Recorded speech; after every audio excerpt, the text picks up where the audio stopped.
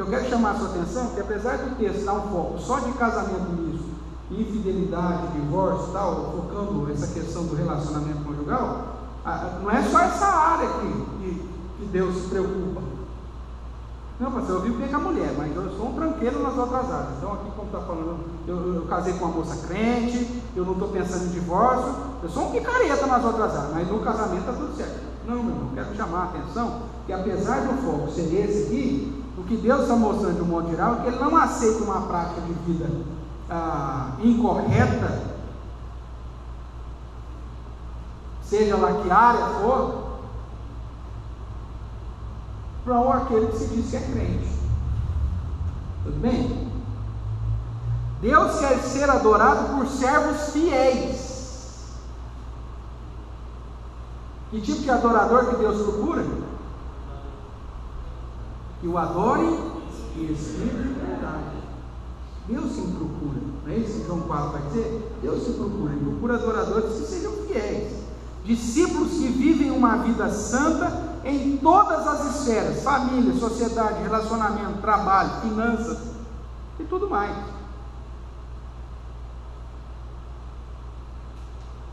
Fazer tudo para a honra e glória do Senhor. Dentro desse chamado para uma descendência fiel, nós vemos que o texto ainda nos apresenta alguns motivos porque Deus tem o divórcio como algo nocivo para a igreja. Lembra? Os dois motivos aqui da maldição de Deus sobre o adorador era o casamento nisso que falamos, e o segundo era o divórcio ou a infidelidade do casamento. Ele vai mostrar, como se fosse um parênteses aqui, os motivos porque Deus tem o divórcio como algo ruim. Primeiro, porque quebra a unidade familiar. Isso é fato. Quebra a unidade conjugal. Veja que Deus, no verso 15, vai dizer: não fez o Senhor mesmo que havendo nele um pouco de espírito, ou seja, não é uma só carne, um só corpo, uma só alma que o casamento deve produzir. Então o divórcio quebra essa unidade conjugal, quebra a pureza social, a coxa de retalho, né? Filho de um com filho do outro, o irmão deles é meu irmão, é 3/4, né? Não sei se pode ter isso, mas é essa coisa louca, porque na verdade é o pai dele é casado com a mãe, vira aquela, é um mosaico terrível. Então, quebra da aliança familiar, quebra da unidade conjugal, quebra da pureza social, tudo isso é ocasionado pelo divórcio. É importante então mencionar, irmãos, que é possível fazer uma distinção aqui, inclusive no texto, entre divórcio e repúdio, apesar de serem sinônimos, e algumas traduções usam a palavra repúdio no verso 16, você pode encontrar algumas que usam até o divórcio. Mas o repúdio propriamente trata de infidelidade nos compromissos conjugais, mesmo independente do divórcio. O que estava acontecendo? Muita gente estava divorciando para casar com a descrente, mas muita gente continuava casada, mas numa vida de repúdio, que não cumpria com as responsabilidades conjugais, segundo Paulo vai apresentar lá em 1 Coríntios 7, né? Quando o marido não tem poder sobre o seu próprio corpo, sim a mulher não tem poder sobre o seu próprio corpo, sim o marido, ou seja, os compromissos conjugais, de intimidade em todos os sentidos, cobrir de violência, ou seja, não agia dentro do casamento como deveria agir. Isso também era algo que Deus estava condenando. Ok? Eu pus aqui um texto, eu não sei qual que é a edição, a tradução, mas é dito assim no verso 15: não foi o Senhor que os fez falando da unidade que o casamento proporciona, em corpo e espírito eles lhe pertencem, ou como foi traduzido aqui, mesmo que havendo nele um pouco de espírito. Ou seja, o casamento ele une o homem e a mulher numa unidade específica, perfeita, porque é um só, porque ele desejava uma descendência consagrada, ele buscava a descendência que prometera.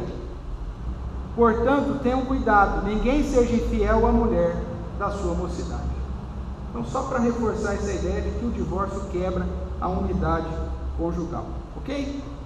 Dentro desse chamado para uma descendência fiel ou consagrada, em resumo, o que está acontecendo nos dias de Malaquias é que os homens estavam abandonando as suas mulheres para se casarem com outra descrente, ou seja, estavam tendo uma vida desleal e infiel, e mesmo assim queriam que Deus aceitasse o culto que eles estavam prestando. Não vai dar certo. Deus afirma que não aceita o culto de meros religiosos, mas que procura adoradores fiéis, obedientes. É a velha história somatória de uma oferta correta com um ofertante que tem uma postura correta. Concluindo, irmãos,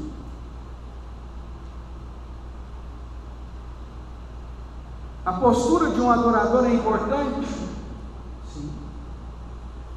Por isso que no final ele vai dizer assim: portanto, se vocês não querem ser eliminados, portanto, cuidai de vós mesmos e não sejais infiéis. Pastoreai a si mesmo, né? Paulo vai dizer isso aos presbíteros de Éfeso, não é verdade? Pastoreai, cuidai de vós mesmos, pastoreai a si mesmo e depois o rebanho. É a ideia de você preservar a sua postura diante de Deus e não ser infiel. Citando o livro do reverendo Augusto ainda, ele diz assim: por 2 vezes Deus diz aos homens para que cuidem de si mesmos e não sejam infiéis. O que é que significa isso? Significa que devem vigiar o coração, devem vigiar os olhos, devem obedecer a palavra de Deus, seguir o que Ele manda, ser de fato cabeça do lar, amar a sua mulher como Cristo amou a igreja. Viver uma vida irrepreensível, viver uma vida familiar e social santa para adorar o Senhor como convém. É interessante fazer uma conexão com 1 Pedro 3,7, capítulo 3, na verdade, 1 Pedro 3, de 1 a 7, de 1 a 6 ele fala a respeito das obrigações da mulher, de posturas que a mulher tem que ter no casamento.